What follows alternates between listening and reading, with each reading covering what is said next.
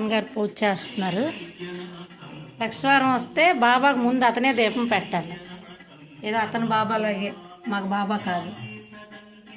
లక్షవారం మట్టుగా అతనికి వదిలేయాలి. మాకు అవకాశం ఎవరు. ఏది ఒకసారి మీ ఫేస్ చూపించండి బాబా గారి భక్తులు.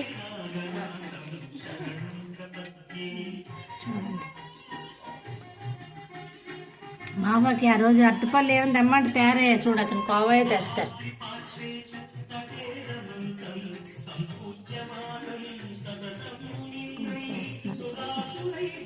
మళ్ళీ అన్ని పేర్చి నేనే ఇవ్వాలి, అతనికి పేర్చడం రాదు.